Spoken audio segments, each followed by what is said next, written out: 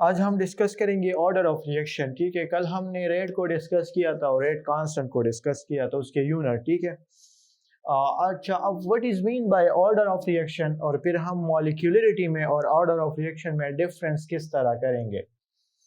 अच्छा, एक बात यहाँ पे ये कुछ बातें नोट कर रहे, उसके बाद हम ऑर्डर ऑफ रिएक्शन को स्टार्ट करते हैं। पहली बात ये नोट कर दे कि slow step is rate determining step। ठीक है, slow step is rate determining step। और दूसरी बात ये नोट कर दे कि ऑर्डर ऑफ रिएक्शन वो हम किस स्टेप से फाइंड करते हैं, वो हम स्लो स्टेप से फाइंड करते हैं। और तीसरी बात ये नोट कर दे कि ऑर्डर ऑफ रिएक्शन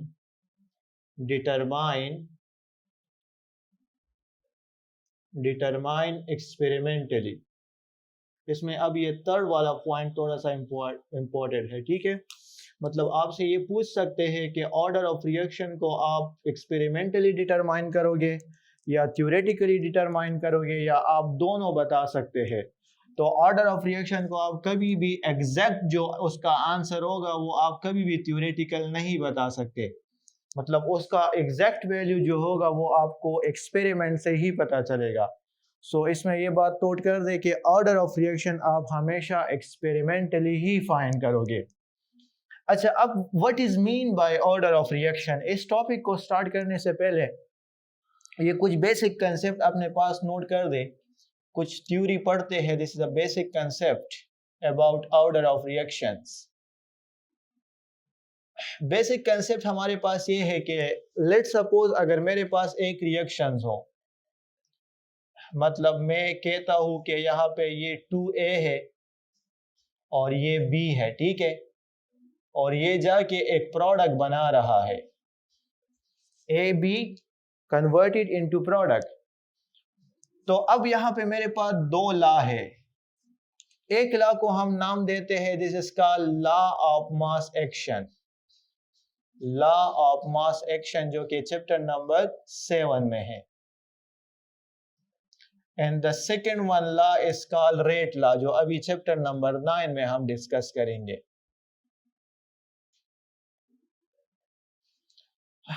अब लॉ ऑफ मास एक्शन भी आपको रेट के बारे में बता रही है कि रेट इक्वेशन आप किस तरह लिखोगे, और इसी तरह रेट लॉ भी आपको बता रही है कि आप रेट इक्वेशन किस तरह लिखोगे। अच्छा, लॉ ऑफ मास एक्शन का जरा स्टेटमेंट आप नोट कर दे। इसका स्टेटमेंट ये था कि rate of reaction is directly proportion to the active masses of reacting substances. इसका इस तरह स्टेटमेंट था कि rate of reaction is directly proportion to the concentration. मतलब दोनों का अगर हम देखें ना तो आपको इस तरह बात समझ आ रही है कि रेट हमेशा कंसंट्रेशन के डायरेक्टली प्रोपोर्शन होता है। आपके पास जितना ज्यादा कंसंट्रेशन होगा तो ऑटोमेटिकली उस रिएक्शन का स्पीड जो है वो ज्यादा होगा। Rate is directly proportion to concentration. अब अगर मेरे पास रिएक्टेंट के जितने ज्यादा मॉलिक्यूल में डालूंगा तो ऑटोमेटिकली इसका रेट जो है वो ज्यादा होता जाएगा।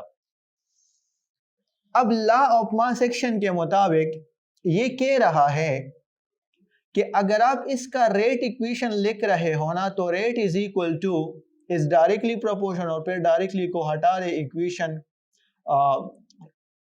इक्वल टू लगा दे, and this is reacting substances. ये ए होगा और ये जो है वो बी होगा,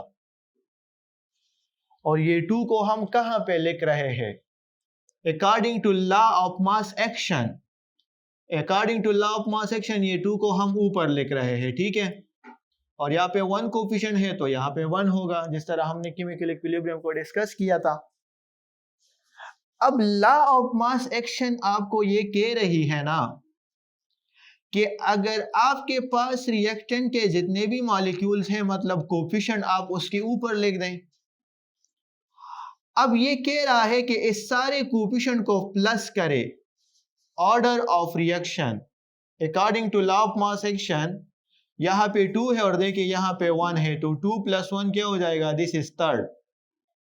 तो यहाँ पे आपके पास लॉ ऑफ मास एक्शन के मुताबिक ये आपके पास थर्ड ऑर्डर रिएक्शन है। तो इससे देखो आपने क्या पता लगा दिया कि लॉ ऑफ मास एक्शन मुझे ये कह रही है कि इक्वेशन का जो भी कोफिशिएंट होगा बस उसको प्लस कर दे तो ये आपके पास ऑर्डर ऑफ रिएक्शन हो जाएगा। अब अगर मैं आपसे कहूं कि चले लॉ ऑफ मास एक्शन के मुताबिक मुझे ये बता दें, लॉ ऑफ मास एक्शन के मुताबिक मुझे ये बता दें ये कौन सा ऑर्डर ऑफ रिएक्शन है, तो आप बता दोगे कि this is order of reaction. कौन सा ऑर्डर ऑफ रिएक्शन है, फ्रैक्शनल ऑर्डर ऑफ रिएक्शन है। मतलब इसके कोफिशिएंट को जो है वो आप डायरेक्ट प्लस कर दे, सही है। अब अगर लेट सपोज मैं आपको ये बता दूं कि चले ए बी और प्लस सी ये एक प्रोडक्ट बना रहा है, तो अगर आप इसका रेट इक्वेशन लिख रहे हो तो क्या हो जाएगा, ए बी और सी, तो 1 1 1 कितना ऑर्डर ऑफ रिएक्शन है, थर्ड ऑर्डर ऑफ रिएक्शन है। ये आपको लॉ ऑफ मास एक्शन कह रही है कि अब आप रिएक्शन का जो भी आपको रिएक्शन नजर आ जाए बस उसके कोफिशिएंट को प्लस कर दे तो ये आपके पास ऑर्डर ऑफ रिएक्शन हो जाएगा। लेकिन ये सारी बातें जो है वो गलत है। आप ऑर्डर ऑफ रिएक्शन को कभी भी लॉ ऑफ मास एक्शन के थ्रू फाइंड नहीं करोगे, क्योंकि ये तो मुझे देखो डायरेक्ट इक्वेशन से पता चल रहा है और यहाँ पे मैंने आपको लिए क्या लिखा है कि order of reaction is find experimentally. तो अब रेट लॉ दे के ये कह रही है ना, रेट लॉ, कि अगर आपके पास कोई भी एक रिएक्शन हो और अगर आप उसका रेट इक्वेशन लिख रहे हो जिस तरह ए और जिस तरह बी, तो आप इसके जो कोफिशिएंट है वो आप डायरेक्ट ऊपर नहीं लिखोगे, मतलब this is X and Y होगा, और x और y को आप प्लस करोगे तो इससे जो भी आंसर आएगा तो ये क्या हो जाएगा आपके लिए, this is order of reaction. और x और y को आप प्लस किस तरह करोगे, x और y को आप निकालोगे कैसे, so this is experimentally determination. आप कभी भी इक्वेशन को देख के इसको प्लस नहीं करोगे, ये एक्सपेरिमेंटल डिटर्मिनेशन होगा। तो दोनों में फर्क समझ आ गया कि लॉ ऑफ मास एक्शन के मुताबिक आपके पास जो भी एक इक्वेशन गिवन होगा तो ये उसका ऑर्डर ऑफ रिएक्शन होगा। लेकिन रेट लॉ आपको कह रही है कि नहीं, आपने डायरेक्ट जो है वो प्लस नहीं करना। हो सकता है, हाँ ये जरूरी नहीं है, हो सकता है कि आंसर ठीक भी आ जाए लेकिन आंसर गलत भी आ सकता है। चलिए मैं आपको फिलहाल एक जर्नल एग्जांपल दे रहा हूं कि अगर मैं आपसे कहूं ना कि ये H और I2 है, ये 2HI बनाता है, तो कोई मुझे ये बता दे कि लॉ ऑफ मास एक्शन के मुताबिक ये कौन सा ऑर्डर ऑफ रिएक्शन है।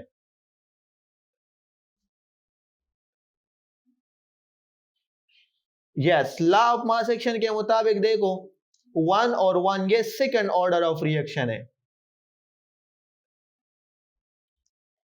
लेकिन जब मैं इसकी एक्सपेरिमेंटल वेरिफिकेशन करूंगा ना तो इससे मेरे पास जो एग्जैक्ट आंसर आएगा ये एक्चुअली फ्रैक्शनल ऑर्डर रिएक्शन है। सबर करें, अब इस पे कंफ्यूज ना हो कि ये मुझे पता किस तरह चलेगा, ये मैं आपको बता रहा हूं, फ्रैक्शनल ऑर्डर रिएक्शन है, सही है। तो दोनों में फर्क समझ आ गया कि लॉ ऑफ मास एक्शन के मुताबिक आप इसको प्लस करोगे जो भी आंसर आए तो this is order of reaction.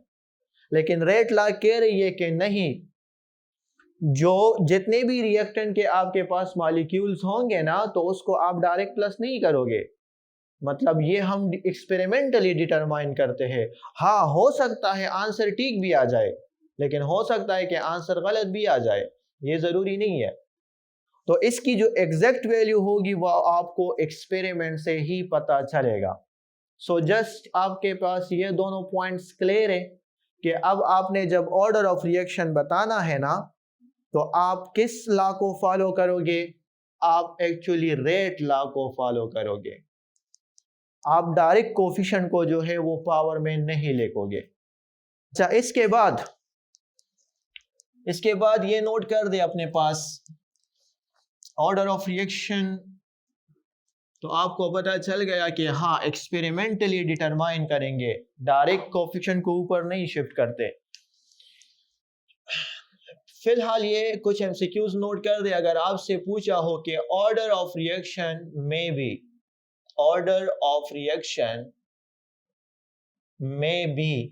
अगर आप ये सारे एक्सपेरिमेंटल वेरिफिकेशन करें तो ऑर्डर ऑफ रिएक्शन की क्या क्या वैल्यू पॉसिबल है, आंसर क्या क्या आ सकता है, तो ये आप लिख सकते हैं कि फर्स्ट ऑर्डर रिएक्शन पॉसिबल है, मतलब वैल्यू आपके पास 1 भी आ सकती है एक्सपेरिमेंटली। आप ये भी बता सकते हैं कि हाँ, सेकेंड ऑर्डर रिएक्शन भी पॉसिबल है। आप ये भी बता सकते हैं कि थर्ड ऑर्डर रिएक्शन भी पॉसिबल है। आप ये भी बता सकते हैं कि जीरो, हाँ, आंसर जीरो भी आ सकता है, जीरो ऑर्डर रिएक्शन भी पॉसिबल है। फ्रैक्शनल ऑर्डर भी पॉसिबल है, लाइक 1.5 लाइक 2.5 इस तरह। और ई जो है वो नेगेटिव ऑर्डर रिएक्शन भी पॉसिबल है, नेगेटिव ऑर्डर रिएक्शन। तो ये सारे आंसर जो है वो करेक्ट होंगे। ठीक है, अक्सर किसी को पता नहीं होता नेगेटिव ऑर्डर या फ्रैक्शन ऑर्डर, तो ये कहते हैं कि ये पॉसिबल नहीं है।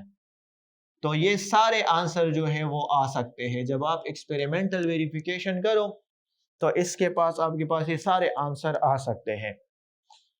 अच्छा, आपसे अक्सर एमसीक्यूज में ये बात भी पूछते हैं कि which one order is not possible, which one order of reaction is not possible. तो आपका आंसर क्या होगा कि फोर्थ ऑर्डर रिएक्शन जो है वो पॉसिबल नहीं है, मतलब बस 3 से जब ऊपर चले जाएंगे ना तो वो पॉसिबल नहीं होगा। ये सिंपल सी बात नोट कर दे, 3 से ऊपर आंसर पॉसिबल नहीं होगा। और ये क्यों नहीं होगा, 3 से ऊपर आंसर क्यों पॉसिबल नहीं होगा? ये इसलिए पॉसिबल नहीं होगा ना क्योंकि काइनेटिक मॉलिक्यूलर थ्योरी का एक स्टेटमेंट है और कोलिजन थ्योरी का भी, कि कभी भी आपके पास एक ही टाइम में और एक ही जगह पे 3 से ज्यादा मॉलिक्यूल कोलाइड नहीं कर सकते। एक ही जगह पे और एक ही टाइम पे 3 से ज्यादा मॉलिक्यूल कोलाइड नहीं कर सकते। तो देखिए, रिएक्शन के लिए जो सबसे जरूरी कंडीशन है वो मॉलिक्यूल के दरमियान कोलिजन का होना है। तो जब 3 से ज्यादा मॉलिक्यूल कोलाइड नहीं कर सकते तो ऑटोमेटिकली ऑर्डर ऑफ रिएक्शन भी 3 से ज्यादा पॉसिबल नहीं होगा। सो चलिए अभी हम इस 1 बाय 1 को डिस्कस करेंगे कि फर्स्ट ऑर्डर रिएक्शन क्या है, सेकंड, थर्ड, जीरो क्या है, फ्रैक्शन क्या है, और इसके साथ साथ मैं आपको एग्जांपल भी बताऊंगा।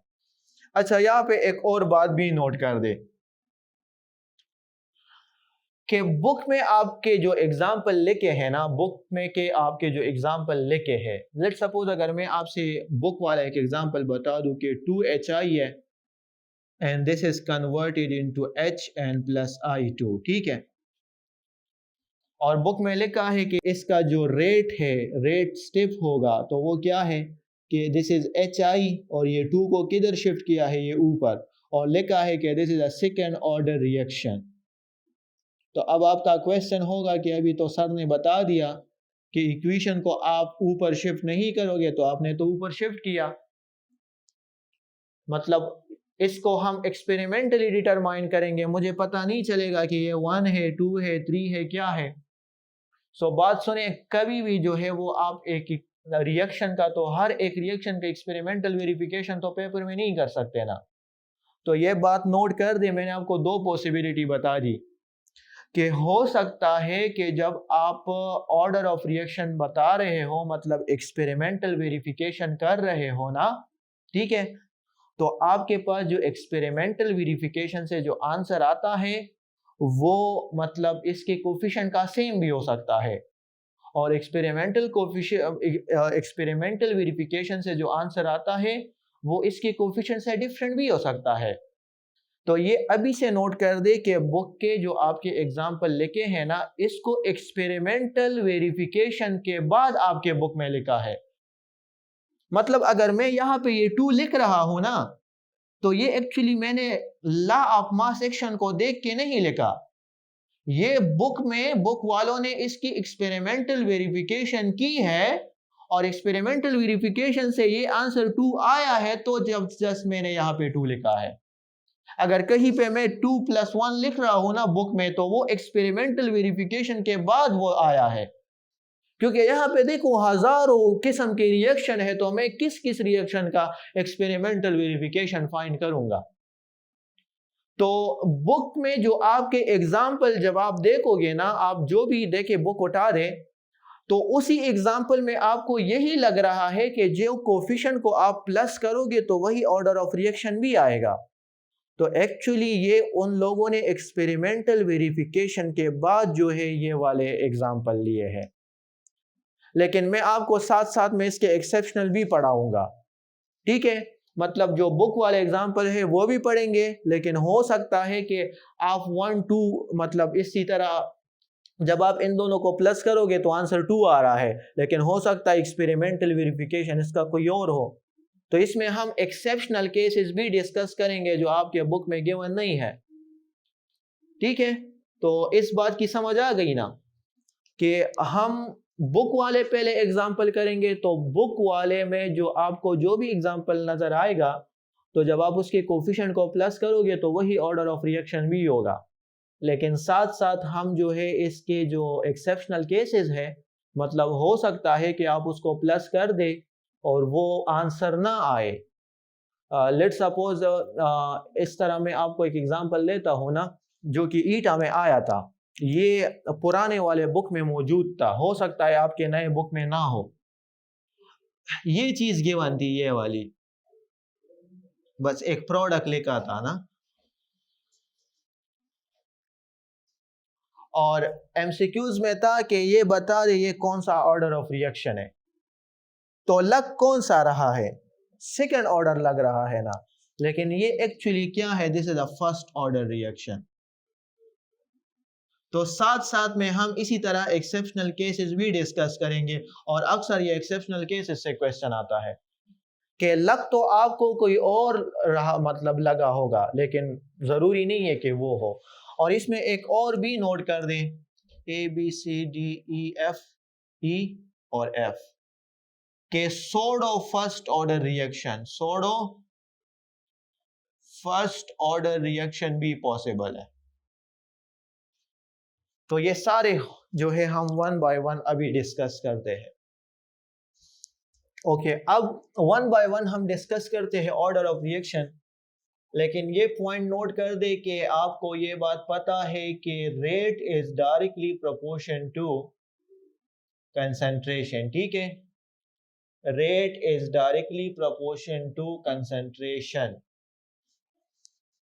अगर रेट डायरेक्टली प्रोपोर्शन कंसंट्रेशन का हो, लेकिन हम अभी तक ये केस डिस्कस करते आ रहे हैं और हमारे सारे बुक्स में यही वाले केस है कि आप जितना कंसंट्रेशन डालोगे ऑटोमेटिकली रेट ऑफ रिएक्शन उतना ही बढ़ रहा है।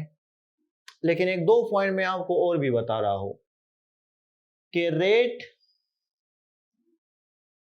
Is inversely proportion to concentration. कभी सुना है इस तरह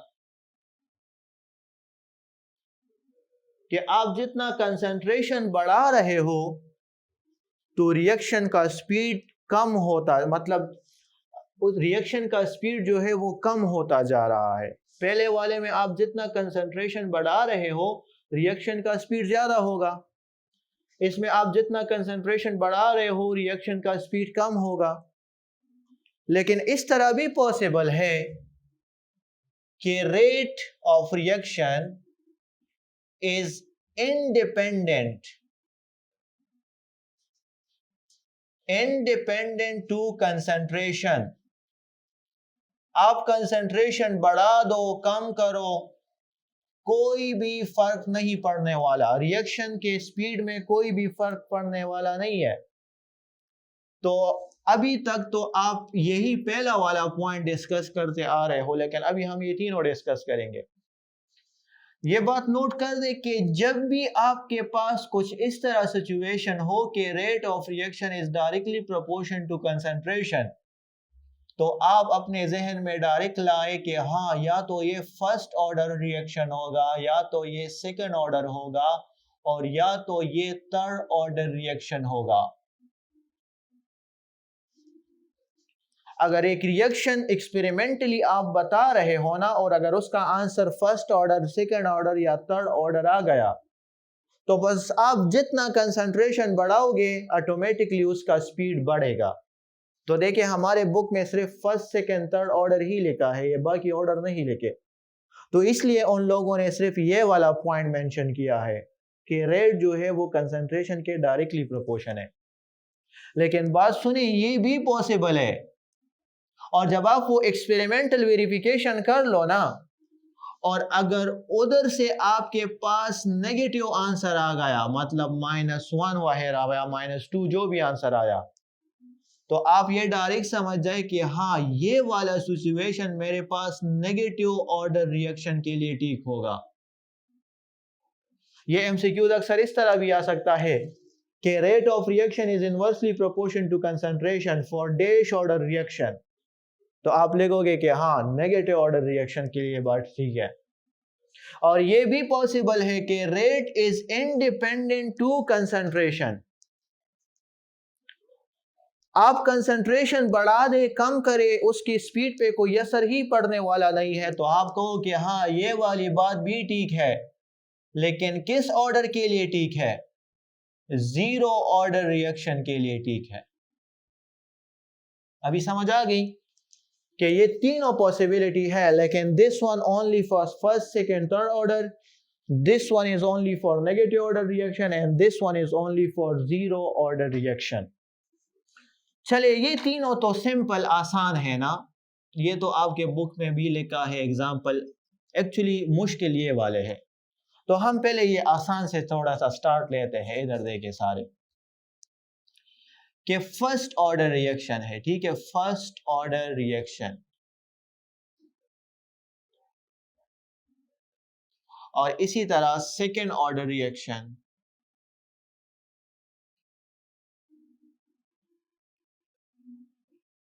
और इसी तरह थर्ड ऑर्डर रिएक्शन।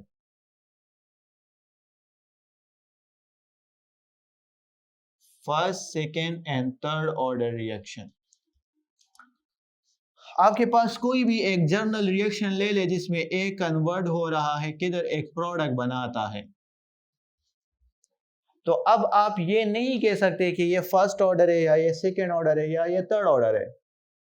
देखो, ए का कोफिशिएंट 1 है, लेकिन आप कभी भी डायरेक्ट कोफिशिएंट से नहीं बता सकते, इसका आप एक्सपेरिमेंटल वेरिफिकेशन करोगे।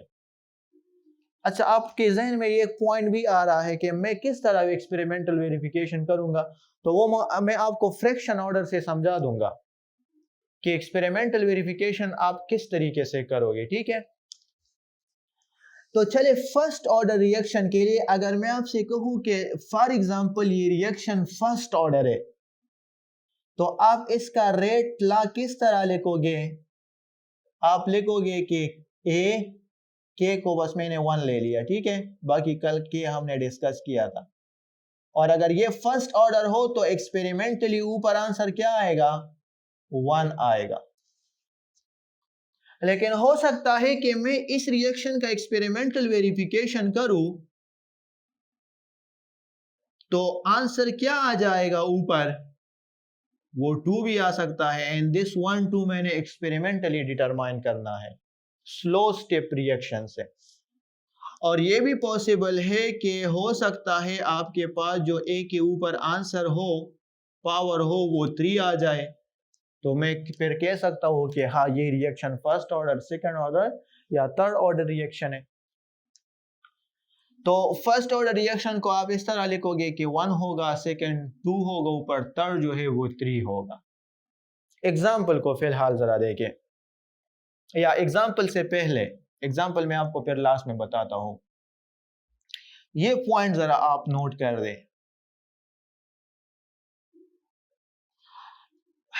मैंने आपको देखो ये पॉइंट बताया कि rate is directly proportion to concentration है, और ये बात किस रिएक्शन के लिए ठीक होगी? ये बात फर्स्ट, सेकंड और थर्ड ऑर्डर रिएक्शन के लिए ठीक होगी, ठीक है। अच्छा, अभी हम इसको प्रूव भी करते हैं किस तरह। अगर आपको ये एमसीक्यूज फॉर एग्जांपल गिवन हो कि if concentration of second order reaction increase 2 times,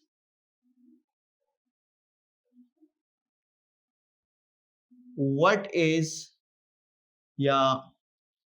how many times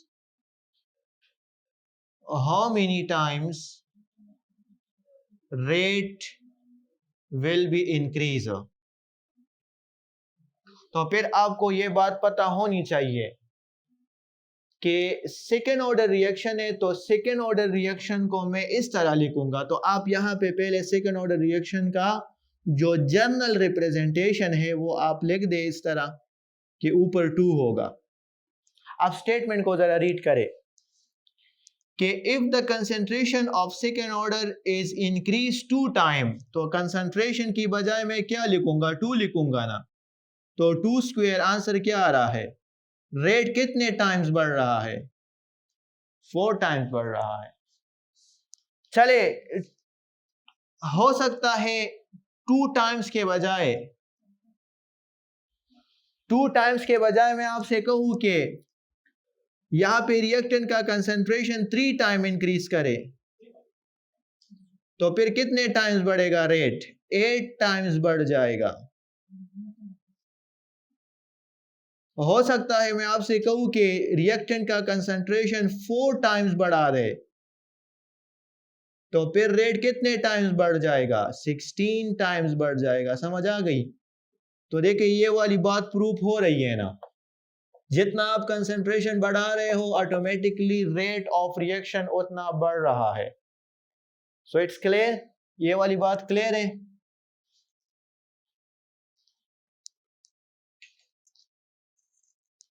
ठीक है, 3 स्क्वायर 9 टाइम्स आ जाएगा। अब मैं कंसंट्रेशन इंक्रीज कर रहा हूं सबका, तो रेट पे क्या असर पड़ रहा है? लेट सपोज मैंने इसका कंसंट्रेशन 2 टाइम्स बढ़ाया, तो रेट कितने टाइम्स बढ़ा? 2 टाइम्स। हो सकता है मैंने इसका कंसंट्रेशन 3 टाइम्स बढ़ाया, रेट कितने टाइम्स बढ़ा? 3 टाइम्स। हो सकता है मैंने इसका कंसंट्रेशन 4 टाइम्स बढ़ाया, रेट कितने टाइम्स बढ़ा? 4 टाइम्स। मतलब आप जितना कंसंट्रेशन बढ़ा रहे हो रेट उतना इंक्रीज हो रहा है। This is for first order reaction. चले, अब कोई स्टूडेंट कह रहा है कि अगर मैं सेकंड ऑर्डर रिएक्शन का कंसंट्रेशन डबल करूं तो रेट कितने टाइम्स बढ़ रहा है? 4 टाइम्स बढ़ रहा है ना। अगर मैं सेकंड ऑर्डर रिएक्शन का कंसंट्रेशन 3 टाइम्स बढ़ा दूं तो रेट कितने टाइम्स बढ़ रहा है? 9 टाइम्स। अगर मैं सेकंड ऑर्डर का कंसंट्रेशन 4 टाइम्स बढ़ा दूं तो रेट कितने टाइम्स बढ़ रहा है? 16 टाइम्स। समझ आ गई? चले, अगर मैं थर्ड ऑर्डर रिएक्शन का कंसंट्रेशन डबल करूं, 2 टाइम्स करूं, तो रेट कितने टाइम्स बढ़ रहा है? 8 टाइम्स। अगर मैं थर्ड ऑर्डर रिएक्शन का कंसंट्रेशन 3 टाइम्स बढ़ा दूं तो रेट कितने टाइम्स बढ़ेगा? 27 times.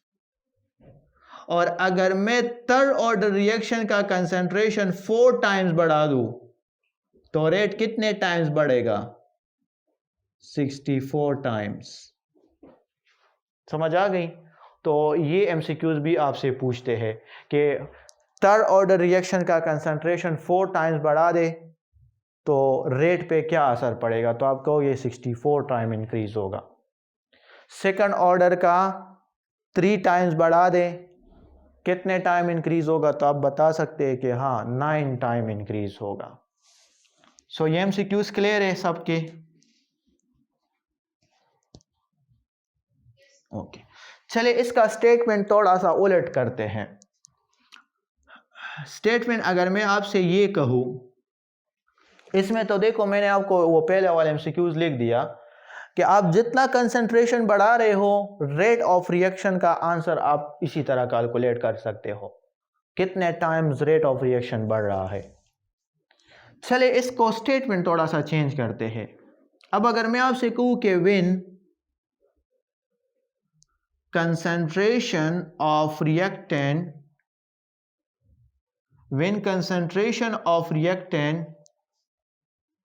is increased 4 times,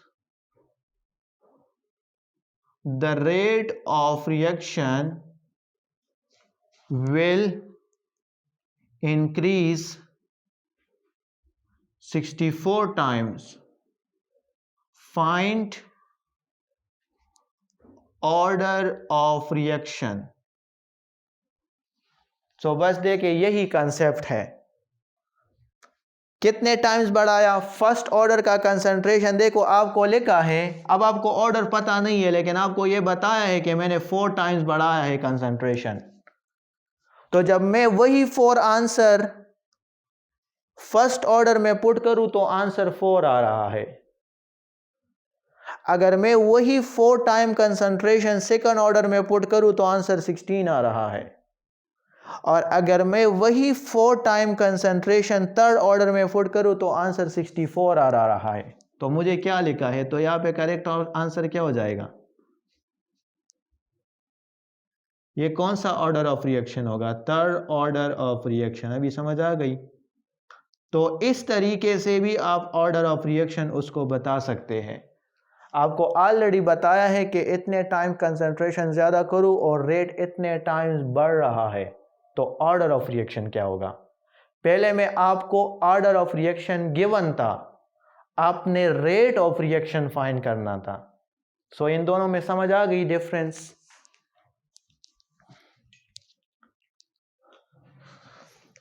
okay, इसको थोड़ा सा और चेंज करते हैं कि लेट्स सपोज अगर मैं आपसे कहूं कि चले ये कौन बताएगा कि when rate constant value is 3.96 10 raised to power minus 20 या let's suppose 10 raised to power minus 9 litre square पर मोल माइनस 2 पर सेकेंड, ठीक है।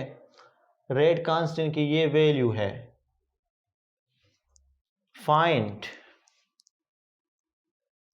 Find order of reaction.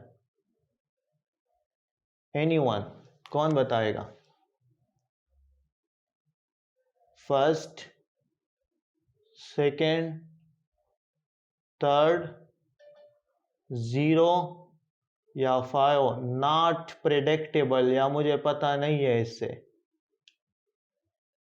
के की वैल्यू से मैं यहाँ फाइंड नहीं कर सकता।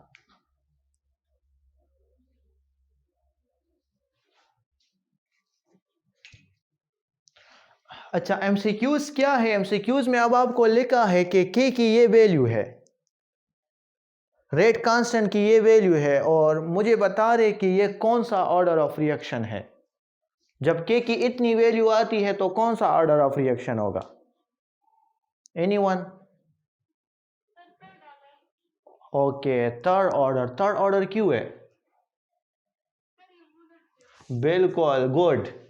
वैल्यू को आपने नहीं देखना, यूनिट कल मैंने आपको बताया था ना यार, ये यूनिट किस ऑर्डर के लिए आया था? थर्ड ऑर्डर के लिए नहीं आया था। ये फार्मूले से देखिए, अगर आपको रेट कांस्टेंट की वैल्यू गिवन हो ना, अगर आपको रेट कांस्टेंट की वैल्यू गिवन हो, चाहे जितनी भी कॉम्प्लिकेटेड वैल्यू हो, तो लोग इस पे कंफ्यूज हो जाते हैं कि ये कितनी बड़ी मुश्किल वैल्यू है।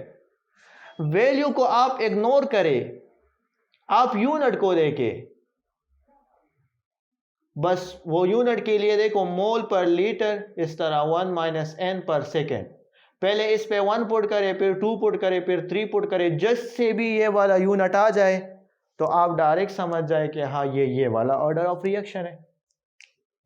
सो इट्स क्लियर कि ऑर्डर ऑफ रिएक्शन आप k की वैल्यू से भी बता सकते हैं। फिलहाल हमने फर्स्ट, सेकंड और थर्ड ऑर्डर को डिस्कस किया, एग्जाम्पल अभी डिस्कस नहीं किए। बुक के जो एग्जाम्पल है फिलहाल आप वो याद कर दे, बुक वाले, और इसके जो एक्सेप्शनल केसेस है वो फिर मैं आपको कल सारे कंबाइन पढ़ा दूंगा। बंद का